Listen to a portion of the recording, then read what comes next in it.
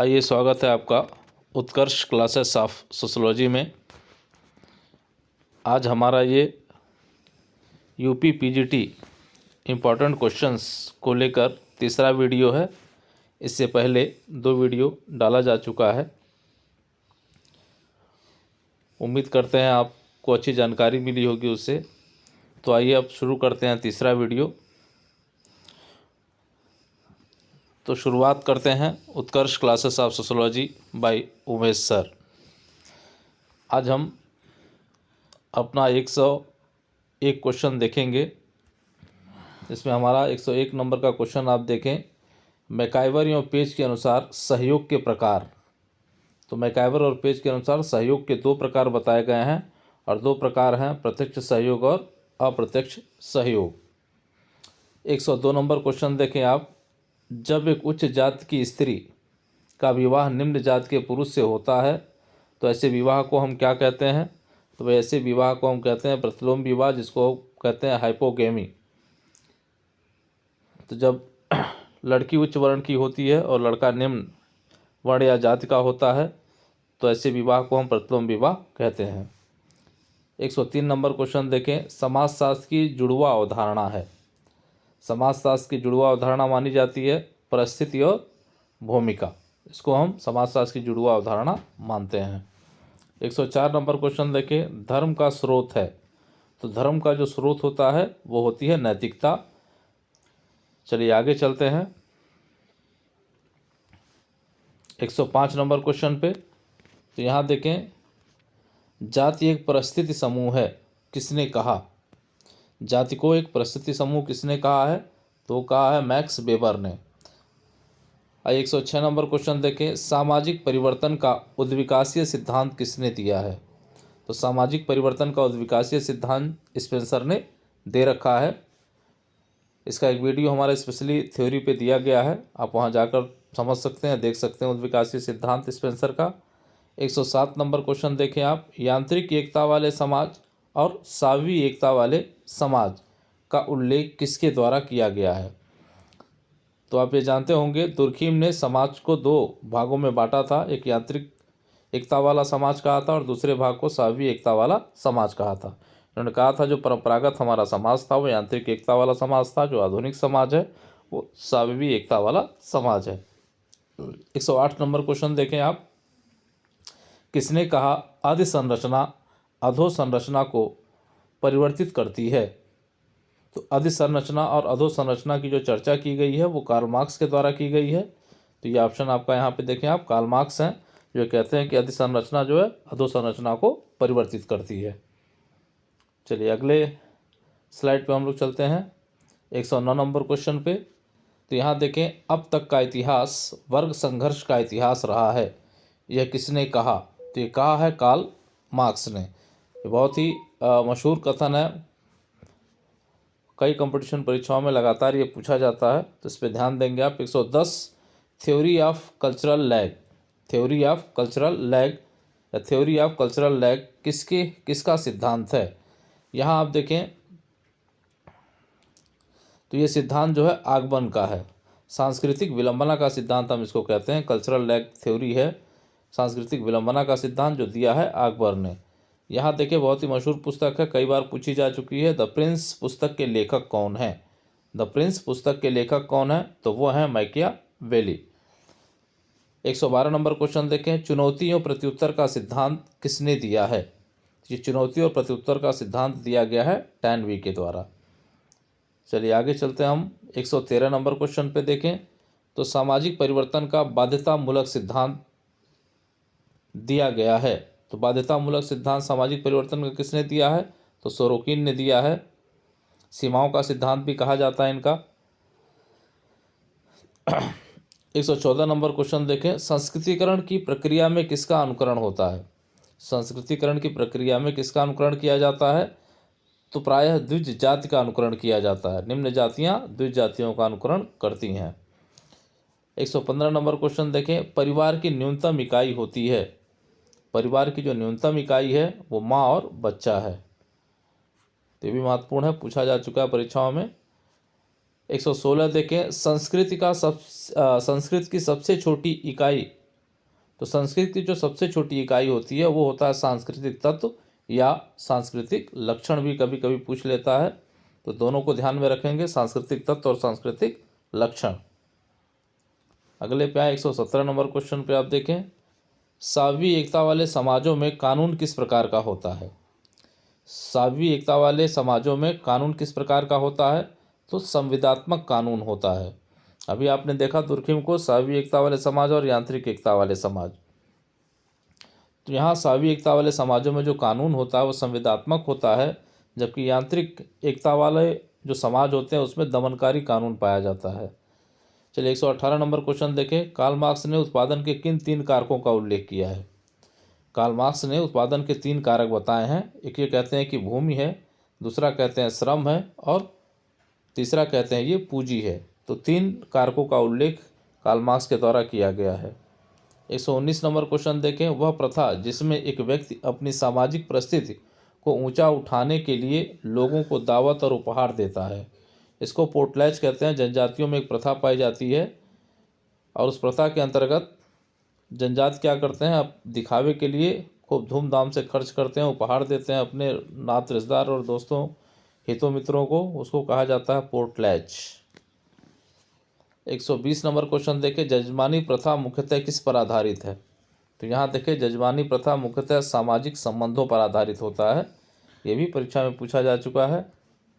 आइए आगे चलें। 121 नंबर क्वेश्चन देखें, कई गोत्रों को मिलने से बनता है, क्लोन बोलते हैं गोत्रों को। तो कई गोत्र जब आपस में मिलते हैं तो बनाते हैं फ्रेटरी बनाते हैं।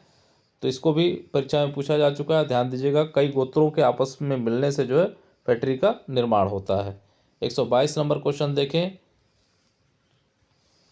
केरल के नायरों में मातृस्थानीय परिवार की इकाई को कहा जाता है। केरल में जो मातृस्थानीय परिवार होते हैं उनको एक नाम दिया जाता है और वो नाम है तारवाड़। चलिए 123 नंबर क्वेश्चन देखें, नातेदारी शब्दावली किसको निर्धारित करती है। जो नातेदारी शब्दावली इस्तेमाल किया गया वो किसका निर्धारण करती है, तो सामाजिक संबंधों का निर्धारण करती है। 124 नंबर क्वेश्चन देखें, नातेदारी की ऐसी शब्दावली जो जैविक संबंधों को इंगित करते हैं। जैविक संबंधों का मतलब कि जैसे माता पिता भाई, उसे क्या कहते हैं, तो उसे कहा जाता है वर्णात्मक संबंधी। तो 2 तरह के संबंधियों की चर्चा की गई, वर्णात्मक संबंधी और वर्गात्मक संबंधी। तो जो जैविक संबंध पाए जाते हैं वर्णात्मक संबंधियों के अंतर्गत आते हैं। 125 नंबर क्वेश्चन आप देखें, हिंदू विवाह एक संस्कार है जबकि मुस्लिम विवाह है एक। तो भाई हिंदू विवाह एक संस्कार है और मुस्लिम विवाह को एक संविदा माना जाता है, संविदा है। ये संविदा यहाँ उत्तर होगा इसका। 126 नंबर क्वेश्चन देखें, धर्म जनता के लिए अफीम है, ये शब्द किसके हैं। धर्म जनता के लिए अफीम है, ये कई बार पूछा जा चुका है। ये शब्द किसके हैं, तो ये हैं कार्ल मार्क्स के शब्द। 127 नंबर क्वेश्चन देखें, लाइफ चांसेस पुस्तक के लेखक कौन है। तो लाइफ चांसेस पुस्तक के जो लेखक हैं वो डेरेनडॉल्फ हैं। और ये कन्फ्यूजन वाली स्थिति आती है कि लाइफ चांस की अवधारणा किसने दी है। लाइफ चांसेस की अवधारणा किसने दी है, तो मैक्स वेबर ने। तो जब पुस्तक पूछेगा आपका तो डेरेनडॉल्फ होंगे, और जब लाइफ चांसेस की अवधारणा पूछेगा तो वो मैक्स वेबर होंगे। आइए आगे चलते हैं। 129 नंबर क्वेश्चन पे देखें, संघर्ष को सेफ्टी वाल्व की संज्ञा किसने दी है। संघर्ष को सेफ्टी वाल्व की संज्ञा किसने दी है, तो वह है लेविस कोजर। 130 नंबर क्वेश्चन देखें, संघर्ष के 2 प्रकार समग्र संघर्ष और आंशिक संघर्ष का उल्लेख किसके द्वारा किया गया है, तो ये किया गया किंग्सले डेविस द्वारा। तो यहाँ देखें आप, जब भी संघर्ष की बात आती है तो हम कार्ल मार्क्स को देखते हैं, सीमेल को देखते हैं, लेविस कोजर को देखते हैं। यहाँ देखिए ये किंग्सले डेविस ने समग्र संघर्ष और आंशिक संघर्ष की बात किसने की है, किंग्सले डेविस ने की है। किसने कहा स्व का विकास दूसरे के दृष्टिकोण से होता है। 131 नंबर क्वेश्चन है आपका कि भाई स्व का विकास दूसरे के दृष्टिकोण से होता है। तो ये मिड कहने वाले हैं, जो है स्व के विकास के बारे में बताते हैं ये। तो ये मिड है, इसका उत्तर मिड होगा। 132 में आप देखें, मूल्य उन्मुख वैल्यू ओरिएंटेटेड अवधारणा क्या है, तो इसको हम कहते हैं प्रगति। जो अवधारणा मूल्यों से जुड़ी हुई है या मूल्य उन्मुक्त प्रक्रिया है, उसको हम प्रगति के नाम से जानते हैं। आगे आए, देखें 133 नंबर क्वेश्चन, मूल्य स्वतंत्र अवधारणा है। तो विकास जो होता है वो मूल्य स्वतंत्र अवधारणा होता है, तो ये इसका उत्तर हो जाएगा। 134 नंबर देखें, जाति व्यवस्था का विश्लेषण शुचिता एवं प्रदूषण, प्योरिटी एंड पोल्यूशन के आधार पर किसके द्वारा किया गया है? तो ये किया गया है ड्यूमा एवं श्रीनिवास के द्वारा, एम श्रीनिवास के द्वारा। हिंदुत्व की विशेषता है, 135 नंबर क्वेश्चन, हिंदुत्व की विशेषता है। तो प्रमुख रूप से 3 विशेषताएं हिंदुत्व की हैं, वो भी धर्म, भक्ति और पुनर्जन्म। तो ये 3 विशेषताएं हैं। आए 136 नंबर क्वेश्चन पे, जाति उत्पत्ति का व्यवसायिक सिद्धांत किसके द्वारा दिया गया है? तो जाति उत्पत्ति का जो व्यवसायिक सिद्धांत दिया गया वो नेस्फील्ड के द्वारा दिया गया है। आइए आगे चलते हैं, 137 नंबर क्वेश्चन देखें, आज़ाद भारत का पहला आंदोलन, आज़ाद भारत का पहला आंदोलन कौन सा है? तो नक्सलवाड़ी आंदोलन है, जो आप देखें 1967 में प्रारंभ हुआ था। 138 नंबर देखें आप, भारत का पहला दलित आंदोलन माना जाता है। तो ये सत्यशोध समाज जो पहला आंदोलन जो है माना जाता है दलित आंदोलन, जिसका संबंध जो ज्योतिबा राव फुले से जुड़ा हुआ है। 139 नंबर देखें आप, मध्य अभिसीमा का सिद्धांत, मिडिल रेंज थ्योरी किसने दिया? तो मिडिल रेंज थ्योरी किसने दिया? तो ये थ्योरी दिया आर.के. मर्टन ने। 140 नंबर देखें आप क्वेश्चन, किसका मानना है कि सामाजिक क्रिया का अभिप्राय अर्थपूर्ण क्रियाओं से है? किसका मानना है कि सामाजिक क्रियाओं का अभिप्राय अर्थपूर्ण क्रियाओं से है? तो ये हैं पार्सन्स। सामाजिक क्रिया का सिद्धांत दे रखा है इन्होंने, तो इन्होंने पार्सन्स ने जो है इस बात को कहा है।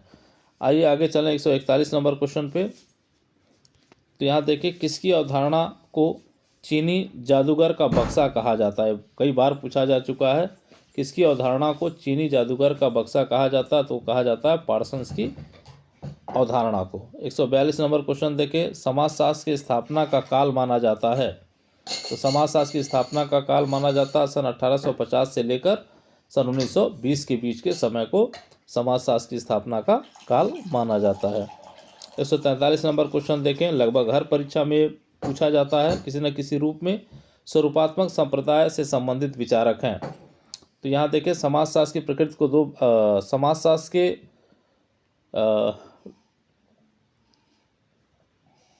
विषय वस्तु को 2 भागों में बांटा गया, स्वरूपात्मक संप्रदाय और समन्वयात्मक संप्रदाय। तो उसमें आप देखें तो जो स्वरूपात्मक संप्रदाय के समर्थक हैं वो हैं जॉर्ज सीमेल, प्रवर्तक भी कहे जाते हैं ये। फिर वीरकांत को देखें, वानविच को देखें, मैक्स वेबर को देखें और टानीज, ये सभी जो है स्वरूपात्मक संप्रदाय के समर्थक हैं, सीमेल इसके प्रवर्तक हैं। 144 नंबर क्वेश्चन देखें आप, संघर्ष समाज के लिए सकारात्मक होता है, ये किसका मानना है? तो संघर्ष को सकारात्मक दृष्टि में लेने का काम कौन करता है? तो वो जॉर्ज सीमेल करते हैं। तो यहाँ जॉर्ज सीमेल हो जाएंगे आपके 144 के। चलिए आगे चलें, 145 नंबर क्वेश्चन देखें आप, सामाजिक संरचना की तुलना मकड़ियों के जाल से किसने किया है? मकड़ियों के जाल से किसने किया है सामाजिक संरचना की तुलना? तो वो किया है कार्ल मैन हिम ने। तो यहाँ देखें, मकड़ियों के जाल से तुलना किया गया कार्ल मैन हिम के द्वारा। 146 नंबर क्वेश्चन देखें, किसने कहा समाजशास्त्र विशुद्ध समाज विज्ञान है या समाजशास्त्र विशुद्ध सामाजिक विज्ञान है? तो ये कहा L.F. वार्ड ने। 147 नंबर क्वेश्चन देखें, प्रथम पश्चिमी दार्शनिक जिसे इतिहास में समाजशास्त्री कहा जाता है। एक ऐसे पश्चिमी दार्शनिक हैं जिन्हें हम इतिहास में समाजशास्त्री कह सकते हैं, तो वो हैं प्लेटो। 148 नंबर क्वेश्चन देखें आप, तो मर्टन के अनुसार सामाजिक संरचना की इकाई है। तो मर्टन के अनुसार सामाजिक संरचना की इकाई क्या है? तो वह है सामाजिक संबंध। आइए 149 नंबर क्वेश्चन देखें, विचलन अपराध का नामकरण सिद्धांत किसने दिया है? विचलन या अपराध का नामकरण सिद्धांत किसने दिया है? ये सिद्धांत दिया है बेकर ने। 150 नंबर क्वेश्चन देखें, महिलाओं की सुरक्षा के लिए घरेलू हिंसा अधिनियम कब पारित हुआ? तो ये पारित हुआ 13 सितंबर 2005 को। तो ये आपके आज के 50 क्वेश्चन रहे। उम्मीद करते हैं कि आपके लिए महत्वपूर्ण हो सकते हैं। तो अगर वीडियो पसंद आए तो लाइक करिएगा, चैनल को सब्सक्राइब करिएगा। जय हिंद, जय भारत।